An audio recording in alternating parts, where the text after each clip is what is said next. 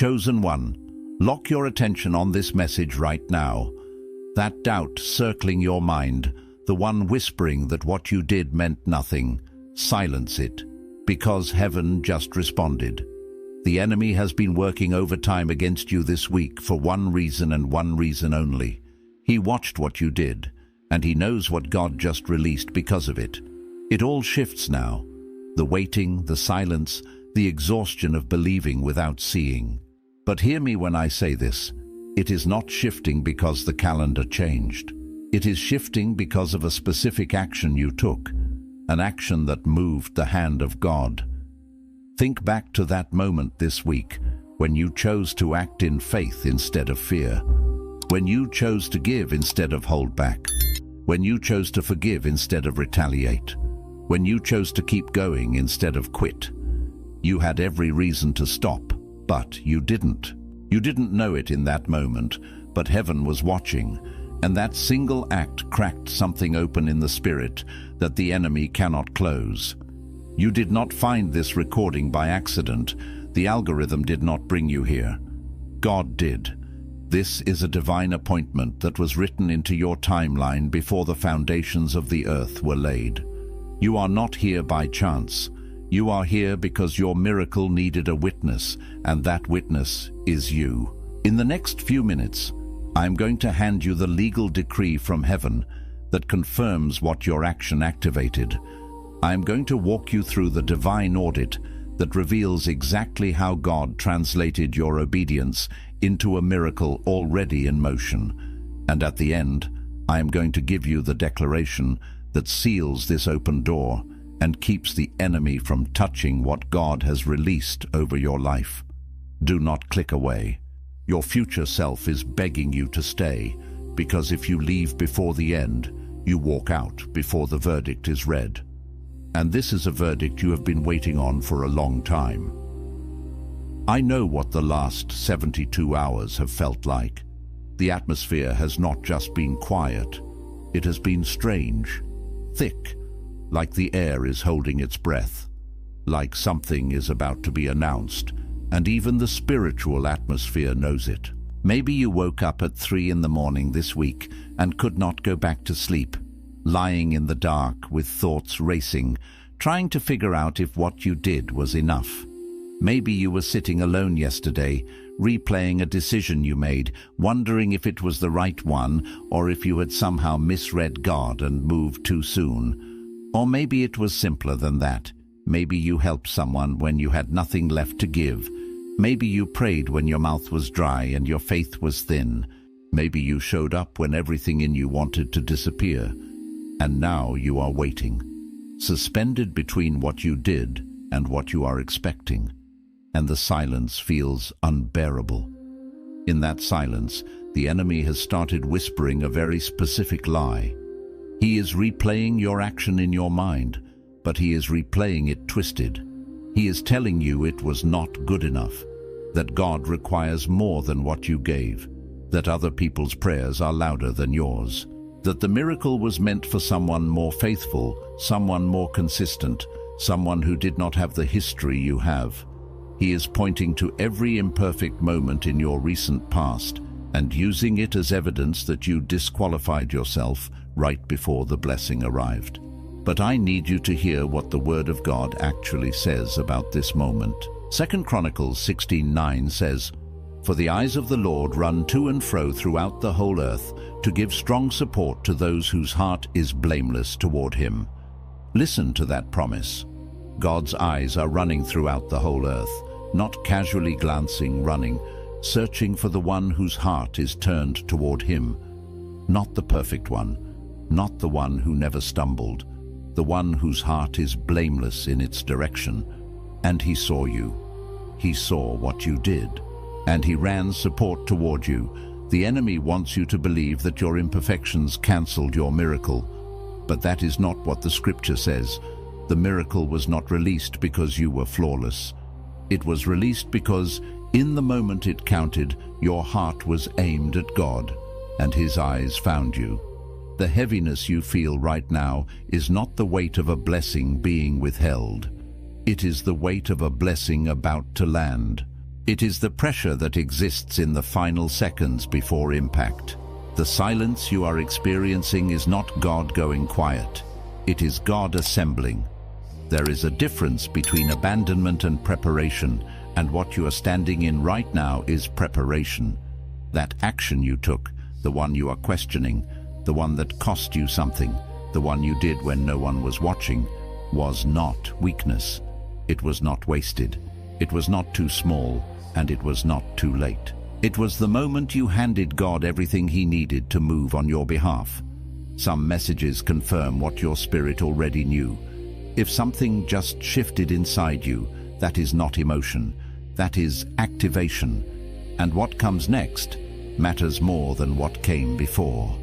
The inner sanctum exists for exactly this moment in your journey. 365 days of divine transmissions delivered to you every single morning. A prophetic word, a decree of authority, a scripture weapon, and a prayer assignment written as if God is speaking directly to your situation. It also comes with the silent war, a spiritual attack diagnostic that reveals exactly where the enemy has been hitting you and gives you the counter prayer for each assault. Plus, the midnight watch, 30 prayers designed for the 3 in the morning hour that most chosen ones are already waking up to, but do not know how to use. The link is in the first pinned comment, but it will not stay there forever. And now let me show you exactly what that action set in motion, because most people stop right here. They receive the word that God saw them. They feel the warmth of that truth for a moment, a momentary flicker of divine recognition in the darkness of their struggle, and then they walk back into their week unchanged. It's like planting a seed, feeling the immediate joy of the act, but then walking away without understanding the intricate mechanics of soil, water, and sunlight that will bring it to fruition. Not because they did not believe, not because their heart was not genuinely stirred by the revelation, but because they never fully grasped, never truly understood the spiritual mechanics of what their simple, often hesitant obedience actually did in the unseen realm, in the spirit that governs all things. They felt the touch, but missed the transaction. Here is what most people do not know, what remains a mystery to many who long for breakthrough, but miss its operational principles. When you act in faith under pressure, when you take that difficult counterintuitive step against the tide of fear and circumstance, you are not just making a good decision in the natural realm, a wise choice born of temporary fortitude. No, you are doing something far more profound, far more legally binding. You are filing a legal claim in the high courts of heaven, initiating a divine process with eternal implications. This isn't just wishful thinking or a hopeful prayer. It's a spiritual writ, a formal petition presented before the highest authority. The ancient book of Job makes this profoundly visible, illuminating this very principle with breathtaking clarity. Imagine Job, stripped bare of everything, his children gone, his wealth annihilated, his body ravaged by sores, his wife urging him to curse God and die, his friends, those who should have offered solace, twisting his pain into accusations of hidden sin. Yet amidst this crucible of suffering, when he had nothing left to give, when his own heart was surely a landscape of desolation, he chose a radical, unexpected act. When Job prayed for his friends, the very people who had wronged him, who had offered no comfort, who had instead added to his torment, casting judgment and doubt upon his integrity, who had twisted his pain into accusation, the scripture says it was in that very moment, at that precise, selfless act of intercession for his enemies, that God turned his captivity around. Job did not get restored because the suffering stopped. He did not emerge from his wilderness simply because his physical wounds healed or his earthly possessions were returned. He got restored because he chose to serve someone else, to lift up another, even those who had wronged him, in the middle of his own profound brokenness, when all logic dictated he should focus solely on his own immense pain. His obedience was not a worship born of comfort or convenience. It was a desperate, yet defiant act of faith in the face of absolute despair. It was not mere ritual. It was a legal filing in the spiritual realm, a plea for divine justice and mercy that transcended his immediate circumstances. And heaven moved the moment that filing was made, the moment that spiritual document was presented before the Almighty. A divine decree was issued, a celestial gears shifted, because a true spiritual transaction had occurred. That is precisely what you did. You may not have had the sophisticated theological language to articulate it. You may have done it quietly, imperfectly, with trembling hands and a heart full of doubt that threatened to drown out every glimmer of hope. It might have felt small, insignificant, a whisper in a hurricane. But the act, nonetheless, was filed. That fragile parchment, etched with the sincerity of your spirit, your heartfelt petition born of faith under duress, was received in the celestial chancery, and heaven has already begun processing what you submitted. The divine clerks are at work, the heavenly mechanism is turning, and the wheels of justice are in motion, not according to human timelines or limitations, but according to the swift and perfect will of God. But here is where it goes deeper, because it is not enough to simply know that something was activated, that a divine process has been set in motion. To fully appreciate the magnitude of what is unfolding, you need to understand what it was that the enemy was so desperately trying to prevent, to thwart, to hinder. For in understanding the intensity of the opposition, you reveal the true size, the magnificent scale of what is actually coming into your life. The battle always reflects the value of the prize. The enemy, the adversary of your soul, is not a fool who squanders his resources. He is a master strategist, cunning and precise. He does not send his elite forces, his most seasoned warriors, against your smallest, most inconsequential moments or your most trivial blessings. If you find yourself in the thick of an intense spiritual battle, if the pressure has been relentless, if it feels like every aspect of your life is under siege, know this. The level of warfare you have experienced recently is not evidence that you are losing, that your faith is weak, or that God has forsaken you. On the contrary, it is undeniable evidence of the immense magnitude of what he was desperately trying to stop. Think about it with spiritual logic. If nothing significant, nothing truly life-altering or destiny-shaping were approaching your life, if you were merely destined for mediocrity or quiet stagnation, the opposition you would face would be minimal, perhaps even negligible. You would likely coast along, undisturbed, unchallenged.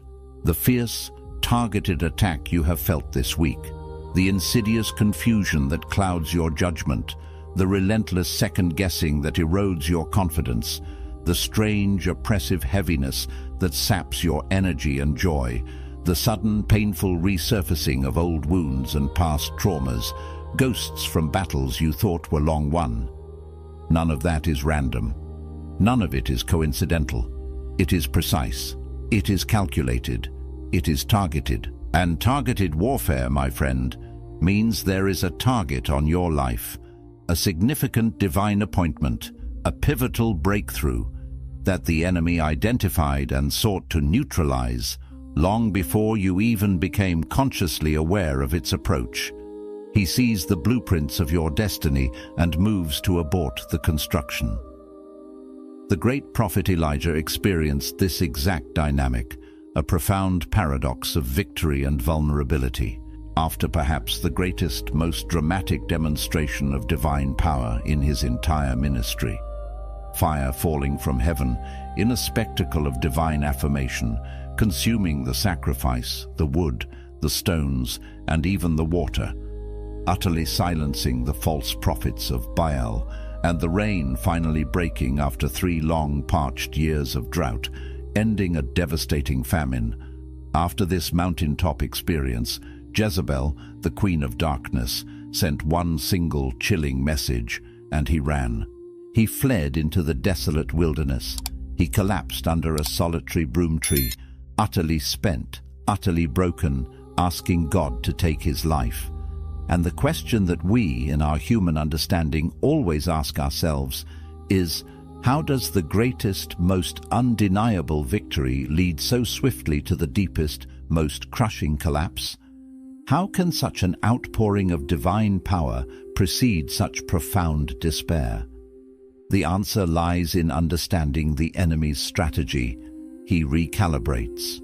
He is not foolish enough to fight the same battle twice if it cost him dearly. After a breakthrough, after a public display of God's power in your life, he doesn't re-engage on the battleground where he was defeated. Instead, he shifts his strategy to something far more personal, more subtle, more precise, more insidiously targeted at the specific vulnerability that the breakthrough itself may have exposed. He was not attacking Elijah's prophetic power. He couldn't diminish that. He was attacking Elijah's deep-seated sense of being alone, isolated in his calling, the only one left who served the true God, because he knew, with diabolical precision, that if Elijah felt isolated, abandoned, and unsupported long enough, the very fire within him, the divine passion that fueled his ministry, would eventually go out from the inside, not from any external dousing. So, I ask you now, with profound urgency and spiritual discernment, what has the enemy truly been attacking in you? I'm not talking about your obvious weaknesses, your visible flaws, or the surface-level struggles that you readily acknowledge. Those are often decoys, designed to distract you from the real battlefield. No, I mean, what has he been whispering in your most private, most vulnerable moments when no one else is listening, when your guard is down? What lie has he tried to implant in the quiet chambers of your heart about your identity, your worth, your future, your capability, your calling? That, my friend, is the true target he identified. That is the very fault line he sought to exploit. And that, in a breathtaking display of divine irony and sovereignty, is exactly the area where your breakthrough is about to manifest with overwhelming power and undeniable clarity. Because God always delivers, always brings forth his greatest miracles from the very place the enemy chose to concentrate his fire, turning the very weapon fashioned against you into the key to your liberation and the platform for your triumph.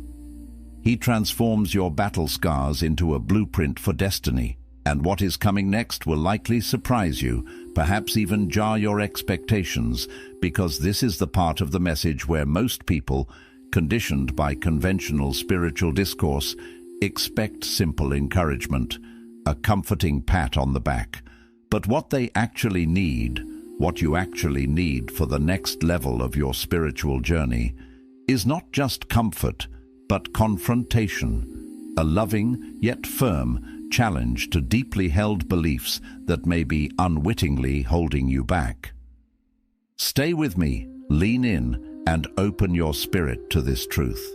Because here is something that has to land, something that must deeply penetrate your understanding and settle in your spirit before we can go any further, before we can talk about the next steps.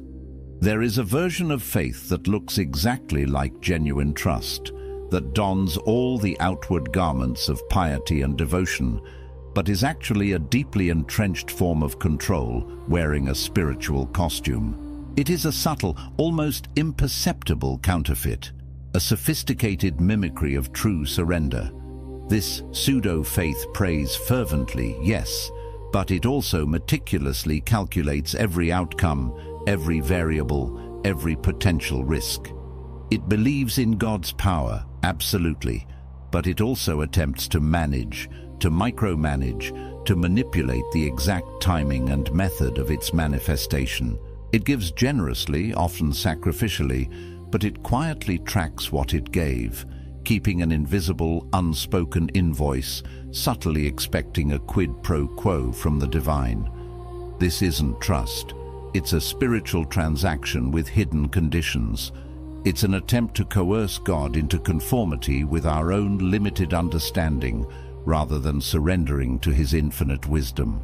And the reason this profound distinction matters so urgently right now is not merely for theological accuracy, but because God is not just releasing a miracle, a provision, an open door into your life. He is also doing something far more fundamental, far more important, far more deeply transformative. He is dealing with the way you have been carrying his promises, the very vessel of your spirit, and the internal framework through which you attempt to hold his divine words. He's not just giving you the treasure, he's preparing you to carry it. To illustrate this, let's think about Abraham, the father of faith. But don't go immediately to the dramatic, iconic moment when he lifted the knife over Isaac on Mount Moriah. Most people's minds automatically go there, to the pinnacle of his obedience. Instead, let's go earlier. Let's journey back to the long, arduous years between the initial promise of a son and its miraculous fulfillment. In those challenging, often bewildering years, Abraham, a human like us, repeatedly tried to help God, to assist the Almighty in fulfilling his own divine word. He produced Ishmael through human ingenuity and impatience, a son born of the flesh, a monument to his own attempts to control the divine timeline. He laughed, a bitter, cynical laugh of disbelief, when he heard Sarah would bear a child in her old age. He lied about his wife, Sarah, claiming she was his sister, not once, but twice, a profound act of fear and self-preservation that placed her in danger. He stumbled in ways that, by any human standard, by any logical measure, should have utterly disqualified everything, should have invalidated the promise and brought divine judgment. And yet, when the scripture reflects on his life, when it renders its ultimate verdict, it says he did not waver in unbelief. How can this be? Not because he was perfect in his actions, not because his journey was without grave missteps, but because even in his stumbling, even when his feet faltered and his choices were deeply flawed, his anchor, the deepest conviction of his heart, did not move. The fundamental direction of his heart, his core trust in God's ultimate faithfulness, stayed fixed, even when his human frailty caused him to detour. And God, in his profound grace and divine understanding, called that faith. He saw the intention beneath the imperfection, the unwavering spirit beneath the wavering flesh. What that deeply profound truth means for you in your current season is this: your inconsistencies, your moments of doubt, your human failings, your imperfect attempts to navigate the wilderness, these did not cancel your promise. God is not a God who revokes his word because of our occasional missteps. But God may very well be asking you, at this precise moment, to release the way you have been managing that promise, the way you have been attempting to control its unfolding. He's asking you to let go of the internal scorekeeping, the mental ledger where you tally your good deeds against your perceived lack of blessing. He's asking you to relinquish the hidden negotiations you have made with yourself, the secret bargains you've struck about what you will or will not believe if nothing happens by a certain self-imposed date. He's calling you to surrender the private ultimatums you have never dared to say out loud, but that your heart has been quietly, subtly holding over his head, creating a conditional faith. Release them. Let go of them completely, for they are weights, not wings. Because the profound weight you are feeling in your spirit, in your soul, may not solely be the weight of the blessing, the breakthrough, the glory about to land upon your life. Part of it, a significant part, may be the crushing weight of the very agreements you have been making in your own mind, the mental contracts you've drawn up that are, in their very essence, working silently and powerfully against what your mouth is confessing and what your spirit is truly contending for. These self-imposed conditions are blocking the free flow of grace. In just a moment, a divinely appointed moment, we will get to the powerful decree, the spoken word that seals what God has already opened in the heavens on your behalf. But first, this crucial truth about releasing control has to land all the way down. It has to settle deeply into the bedrock of your spirit, for it is the foundation upon which the next level of your manifestation will be built. The profound silence you have been sitting in, the quiet, often isolating space of waiting and uncertainty, is not passive. It is not an absence of divine activity, nor is it a void where God is absent. On the contrary, God has been speaking inside it, consistently and profoundly, not in the dramatic, unmistakable, thundering voice you perhaps expected, or the spectacular, undeniable sign you prayed for. Often, God's most intimate work is done in the subtle, the unseen, the gentle. He has been speaking in the small, yet significant recalibrations you have felt in your spirit, the subtle shifts in your inner landscape that bear witness to a deeper work. Think about it. The moment a difficult situation, one that once consumed your thoughts and racked your nerves, stopped bothering you with the same intensity it used to. The moment you found yourself unexpectedly at peace about something you used to be tormented by, a quiet calm settling over a storm-tossed inner sea. The moment you realized you were no longer praying for the same thing in the same desperate, pleading, anxiety-filled way, not because you gave up or grew weary, but because something deep inside you settled into a knowing, an unwavering conviction that you could not fully explain with words or logic. That, my friend, was not spiritual complacency, not a surrender to apathy. That was divine alignment. That was God, the master weaver, meticulously shifting something profound inside you, recalibrating your interior world to perfectly match the magnificent tapestry he was simultaneously building and weaving around you in the external realm. For you cannot possibly receive at a level of blessing, a dimension of glory, or a weight of responsibility that your interior, your inner vessel, has not yet been prepared for. The container must be able to hold the contents, and this is where the real, profound, and utterly life-altering transformation truly begins, because there is something beneath even that deep truth, a layer of spiritual insight that most people are not yet ready or willing to hear and integrate into their understanding. It requires a courageous heart and an open mind. The breakthrough you have been so earnestly praying for, the miracle you have yearned for, the provision you have desperately sought, these are not in themselves the ultimate destination. They are not the finish line of your spiritual race. No, they are merely the doorway. They are the threshold, the gateway, the portal to something far grander, far more expansive. And on the other side of that doorway, emerging from the crucible of this intense season, is a version of you that this very season, with all its challenges, its delays, its trials, and its triumphs, was always intricately designed to produce.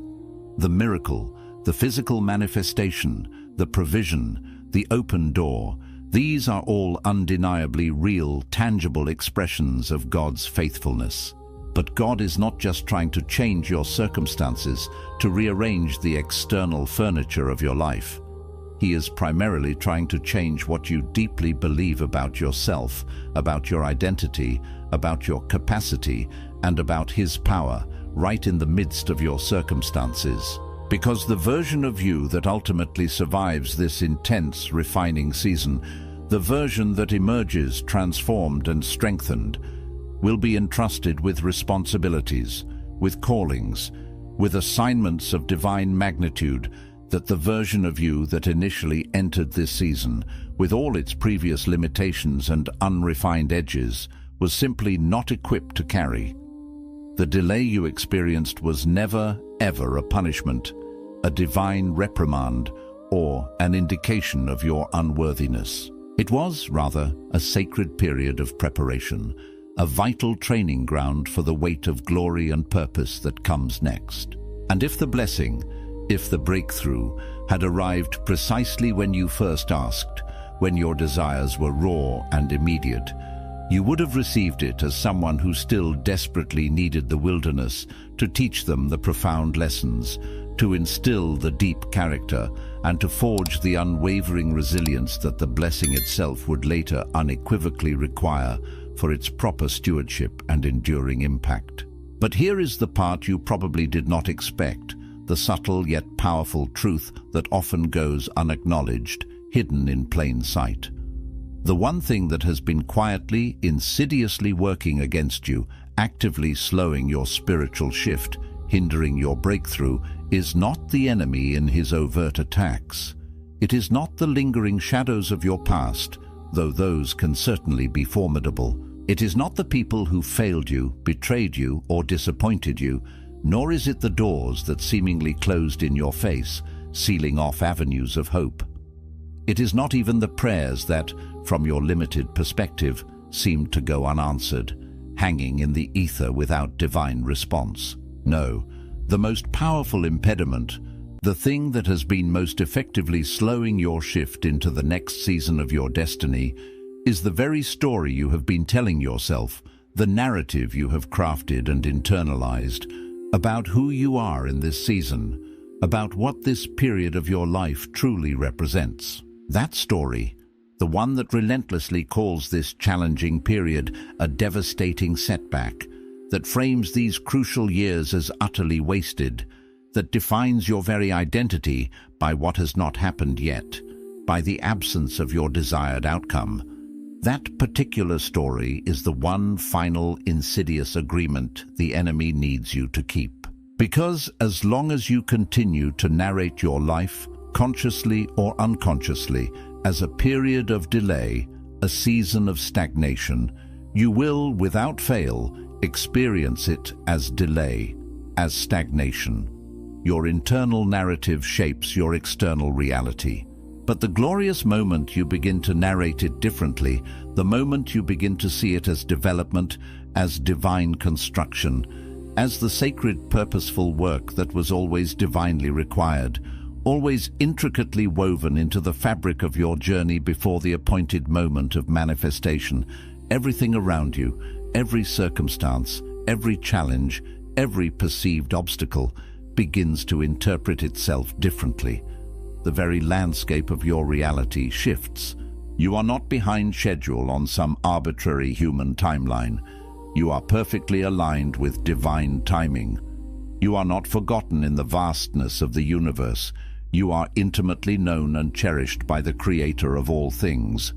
You are not destined to be the cautionary tale, a testament to failure or unfulfilled potential.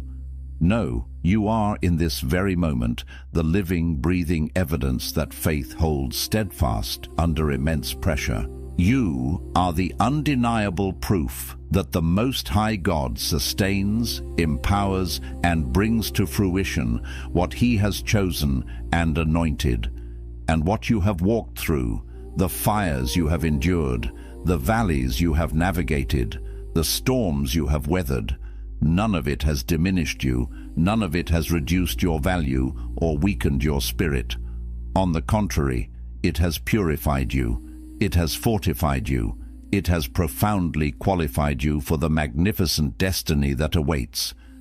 Now place your hand on your heart, a sacred gesture of connection to your deepest spirit, and speak this powerful truth, this divine decree, over yourself before this day is done, before another moment passes in the old narrative. I release the story that called my waiting a punishment.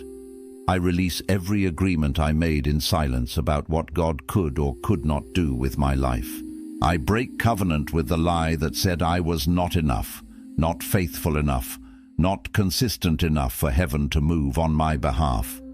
I receive the verdict that was issued when my obedience was filed, the full weight of what that action activated, without reduction, without delay, without the enemy's interference. I declare that my season of preparation is complete and my season of manifestation has begun. I am not the version of myself that entered this wilderness. I am the version that was built inside it. I walk forward knowing that what God assembled in the silence cannot be dismantled in the noise. I am seen. I am chosen. I am already in possession of what faith has secured, and I receive it now, not when circumstances confirm it, but now, because heaven already has. If this message reached something deep in your spirit, if it resonated with the deepest longings and stirrings of your soul, do not let this powerful, pivotal moment pass without anchoring it firmly into the bedrock of your being. The link in the first pinned comment carries what comes next.